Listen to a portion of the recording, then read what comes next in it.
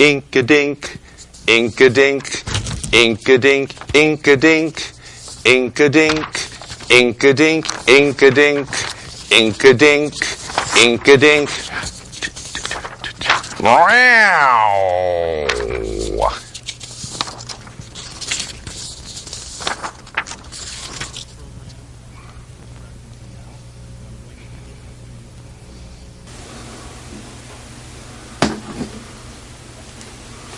I don't know. We're gonna.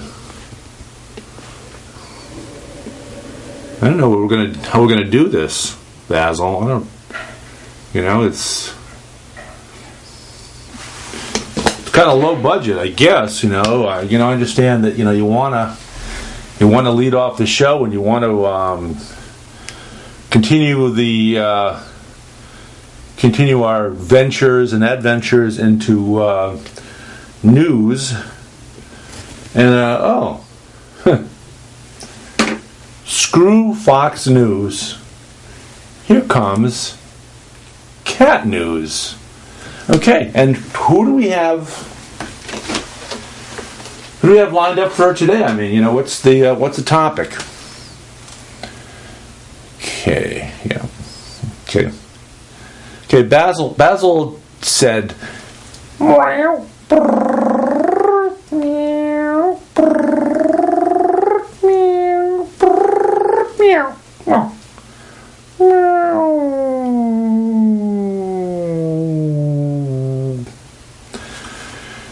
said we're actually going to have phone conversations today, and not with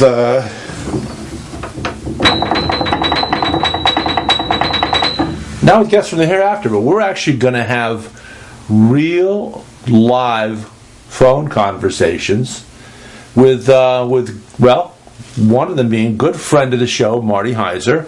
And we always have to give Marty credit because Marty is very observative.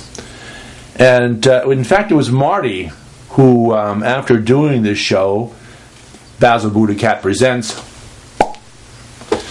for about 2 years, almost 2 years, let's say about a year and a half, we had Marty on the show, and Marty actually was the one who pointed out to us, and came as kind of a stunning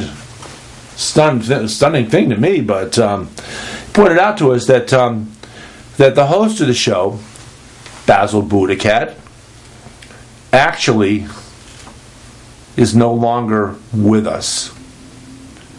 Well, he's with us, but he's not with us. And Marty figured this out, and this is truly Sherlock Holmesian deductive reasoning that went on here. Because Marty came in, and Marty, he's got dogs, he's got cats. He's amongst other great features about Marty Heiser. He's good with animals. He's got a horse on his property that they take wonderful care of, he and his wife and his kids. And it's, on Marty's behalf, I want to say thank you, because Marty actually, I didn't find this out from Marty because Marty is very, he doesn't like people to know when he does good things. He doesn't want to toot his own horn and say, I did this and I did that. But Marty's done some great things for the Ridgefield community. He's helped out in some very difficult times. He's helped out those who needed helping within the Ridgefield community. He did it when, most notably, when Hurricane Sandy struck and Ridgefield was without power for a long period of time. A lot of down branches, a lot of down trees, and Marty stepped up to the plate. And I don't want to embarrass him, but because Marty's that kind of a guy that he doesn't look for accolades. But I've heard from a lot of people who figured it out. They didn't know for a fact until they did a little checking on their own. But Marty provided a lot of assistance for a lot of the Ridgefield community when it most needed it, in terms of food, in terms of some other things that got them through what was a very Very tough storm in that it hit when the leaves were still on the trees, and it really did a lot of wreaked havoc with all of Connecticut. But Ridgefield was one of the more noticeably hit because Ridgefield is one of the great tree small towns in Connecticut. I don't know if it qualifies as a tree city, but it's got a tremendous amount of foliage. It's a great town to drive through. It's one of the three towns that Comcast services, along with Bethel and Danbury. But the whole area got hit. But it's folks like Marty Heiser that stepped up to the plate and helped out, and it really, kudos to him. Now, having said that, Marty was on the show with Basil, and Basil has a lot of fun with Marty. Marty's a good conversation. He's very reasonable in terms of if you point something out to him that rubs against his grain, that rubs against his conservative stances, he's thoughtful. He stops, he considers, and he'll say, yeah, I think you're right about that. Having said that, we've been through a lot of conversations over and over and over ad nauseum again with Marty, where he's said, yeah, that makes sense.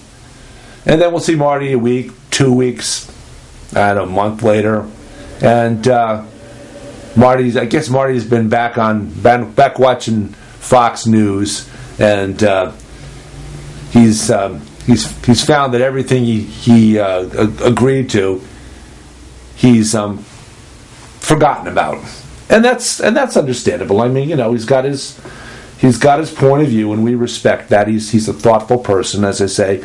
But so back to the notion of Marty coming on the show. And Marty came on the show, and Marty was the one that actually figured out that Basil is no longer amongst the living, that he's here in a two-dimensional sense only, and he still communicates. He's the boss of this show, and certainly he probably, as he points out to me many a time, probably could get by without me, and so I better watch my P's and Q's. But Marty figured out that Basil was no longer living because he went to give Basil, he went to pet Basil's head, and I'm not going to demonstrate it because I don't want to bleed, but he went to pet Basil on the head. I'll simulate the process, and he got a paper cut, and that was our clue. And Marty pointed it out, and that was our clue that Basil's no longer with us, at least in a physical sense. In a metaphysical sense, he's very much. In a spiritual sense, absolutely. And very much like me, Basil is a devout Christian religiously and a Buddhist philosophically, and we know that there's no inconsistency there because. So, what are we going to have? What are we going to discuss with Marty today? You say you've got him calling in, and there's one topic that you wanna discuss with him, and that is okay. Basil says he wants to discuss Connecticut's gun law, which was enacted about 2 years ago now, after the tragedy at the Sandy Hook Elementary School in neighboring Newtown, and the Connecticut legislature drafted a law, and was signed by Governor Malloy. And I think it's important to note, and Basil says, well, look, the proof's in the pudding. And since that law was passed, and no more heavy-duty weaponry can be sold in Connecticut, can be purchased in Connecticut legally, and everybody that's already got one of those heavy-duty armaments, they can keep them. But they have to register them. They have to let They have to let the law enforcement know that they actually have them, and that provides, I think, a measure of safety in that, and then people are going to knowingly and be very insistent upon taking care of that weaponry, unlike Adam Lanza's mom. And you need to keep your armaments under lock and key, and I would say the majority of gun owners do a very good job of that. They keep them safely stored. They keep them without ammunition in them while they're being stored, and they'll bring them out when they're going to do their target practice, or in the case of hunting weapons, when they go out and actually hunt. And Basil's comfortable with hunting, particularly in light of Connecticut's large deer population. He would prefer. He prefers the method of the bow and arrow of archers, like they do in another neighboring town, Brookfield. They station themselves in a tree with their bow and arrow, and a deer will come by, and they'll take aim, and they'll take the deer out very quickly, and that keeps a population in check, which unchecked. I mean, deer have no natural predators anymore in Connecticut. That may change. We may see some wolves and coyotes and whatnot that could take out deer and put nature back in charge of nature. But until that happens, it's up to people to keep the deer population at a reasonable level. Oh, Feather Dusted Kitty. Okay, Feather Dusted Kitty is being a little. Well, she's chowing down right now, and if you've seen her on the show recently, you'll know that she really been chowing down, because she's turned into a big puffalump. Okay, so you want to have a conversation with Marty Heiser. He's gonna be on with us fairly soon. And now, have you assigned him to the big Cat in the Hat phone, or have you assigned him to the Nickelodeon phone, which is always where the call-ins originate from, or have you assigned him, hopefully not, the Inky Dinky phone? Basil says, or Marty, the big Cat in the Hat phone for a big decent guy. Okay, so let's. Is there anything else you want to talk about today? Okay, Basil also says he has a surprise caller in. Now, Progressive Soup, 4 years ago, when the Democratic gubernatorial candidates were competing to see who would be the actual candidate in the November 2010 election, we had on Progressive Soup, we had now Governor Dan Malloy on 3 times. We also had some other gubernatorial candidates in. Rudy Marconi from Ridgefield, who had an exploratory committee. Wasn't a candidate. A lot of them start off with exploratory committees.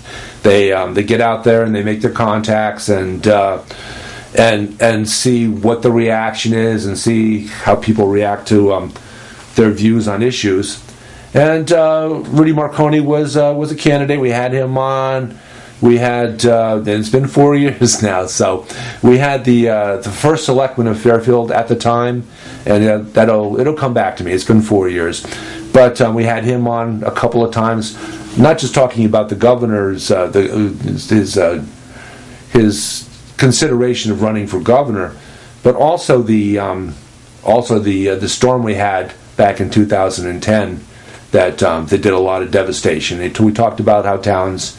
Bridgeport and Fairfield, Fairfield and Westport were working together to coordinate the rescue efforts when the tide came in, and it came in pretty far. And so that was another thing we talked about with him. But at any rate, so yeah, we had Governor Dan Malloy on 3 times and on Progressive Soup, and we haven't gotten him this time around. Well, Basil says, well, that's because, and he's not saying it now because he's given me the two right whisker flick, saying now that he's governor, and big hoity-toity governor, that he doesn't need progressive soup anymore. And I don't think that's exactly true, Basil, and it's possible we may have him back on before the election to talk about his accomplishments during that time. But we're going to talk about today, you and I and our two callers in, could one of them be a gubernatorial candidate? Basil sort of unknowingly flicked his left ear, which, yes if by left and no if by right, so, okay. That's a clue to the audience and also a clue to us. At any rate, so let's see if we can get ourselves, let's see, we got to tune the phone up first. Now, we pretty much use that for former presidential candidates Rick Santorum and the Oops candidate Rick Perry from Texas. Okay, that's the ringtone that we use when we're expecting a call from our good and dear friend Elsie the cow.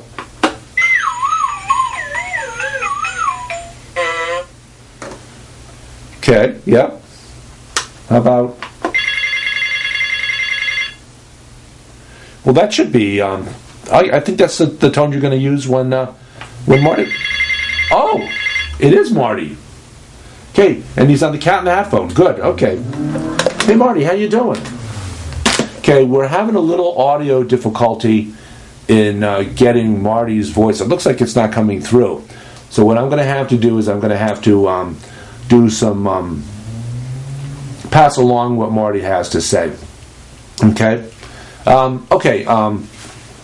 try to do that either verbally or I'll try to do it by if Snarky and Tweety can get the graphics up on the screen. So Marty, thanks for calling in, and we wanted to actually talk to you specifically about Connecticut's gun law. Now I know you have some skin in the game on this. You know a lot of people that do some hunting, and I think you have in the past also, and I think you restrict yourself, as I recall, to deer, and I can understand that.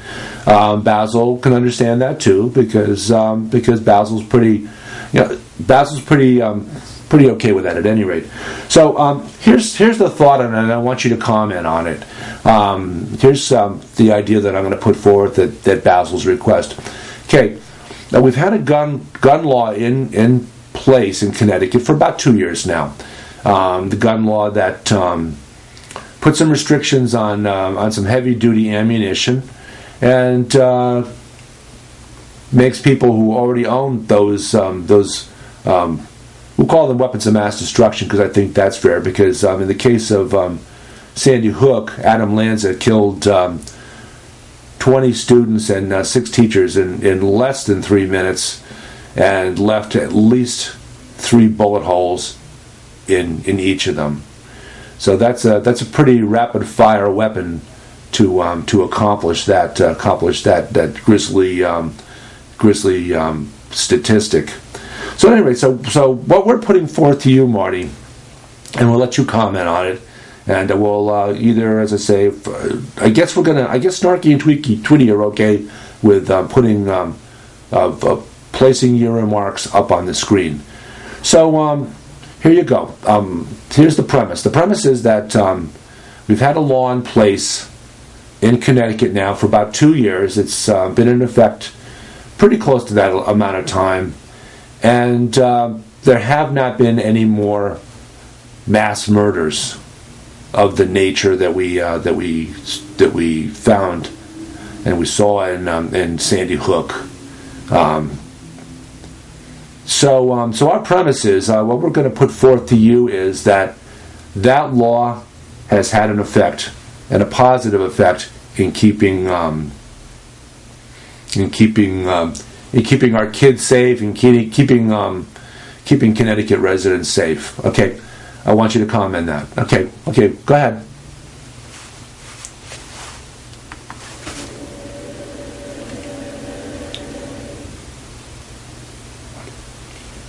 Okay.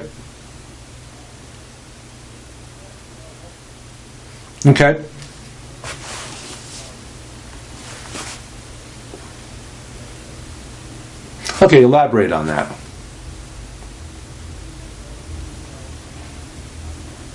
Okay, go on. Okay. Yep.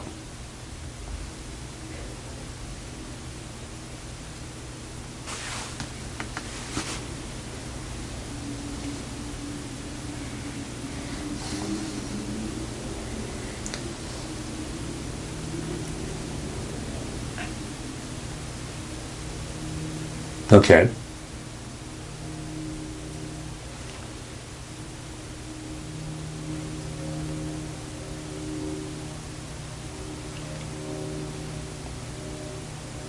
Oh, this is exactly what I kind of expected, for you to say. And go ahead, continue.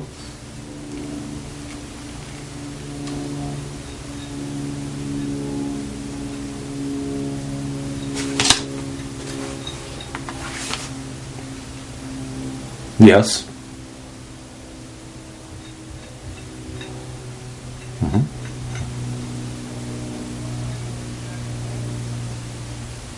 Go on.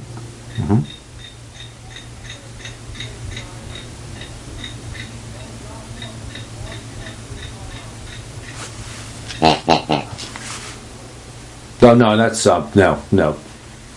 Actually, I'm just trying to lure Walter up onto the table. So this is no reflection on our feelings toward you.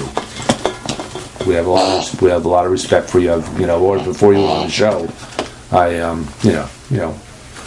made some notes to the audience, and but go ahead.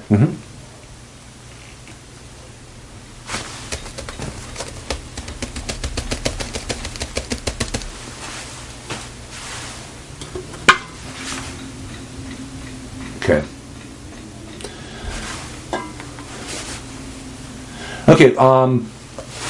If you've pretty much, I think you've gone through, I suspect, pretty much of your reasoning about the gun law and your principal point appears to be that just because there have been no mass murders since the law went into effect, that's not solid evidence that the law has actually had an effect on gun violence in Connecticut. Okay. Okay. Good. Okay. Now I just want to give you a quick reply that Basil prepared. Pretty certain he was that the points you were going to make are the ones that you made, and I think it's pretty much spot on. We all know each other pretty well, Marty, and we know what our positions are on issues. But here you go. If we had another tragedy since the gun law went into effect, that you certainly would be saying, there, see? That's proof that the gun law didn't have any positive effect. It had nothing. It did nothing to prevent those types of events. Well, if you were going to, and I think you'll have to admit you would have, if you would have made that argument had something of a tragic nature happen again since the gun law went into effect, then certainly it's only fair that we make the opposite claim, since nothing has happened. No mass murders have taken place since the gun law went into effect. So what's good for the goose is good for the gander, and Basil's looking at his chops when he hears me say that, because he's a big fan of gander and geese, and as we know, big fan of Basil misses Pete from the farm, but he's got a couple of mementos to remind him of them. So if you would, and I would expect, make the argument that the gun law did nothing to help prevent mass murders in Connecticut, It's only fair that we can go the opposite direction and say there have been none. So, yes, it did. Facts are facts. Proof's in the pudding. There's no way, certainly, to prove or disprove our point. It's intuitive, completely intuitive. Likewise, if there had been one since then, without that gun law, there might have been more than one.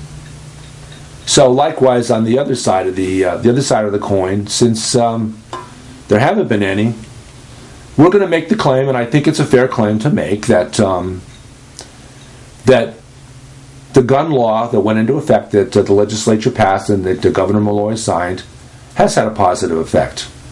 And I don't think you have you have nothing to prove otherwise. So there you go. The ball's in your court, the same way that the ball would have been in our court had the situation run differently after the law was passed. So that's it. Okay, thanks for calling, Marty. We'll see you again on the show. Bye. Pretty much what you expected, wasn't it? Well, I'm sure our good friend Marty will probably have a conversation in the near future, and he'll say, yeah, I think you're right. I think it is fair for you to make that claim. But it won't be a lasting recognition of that being the case. But we'll keep working at it, because this is what we do on this show. This is what we do on Progressive Soup. Also, we try to find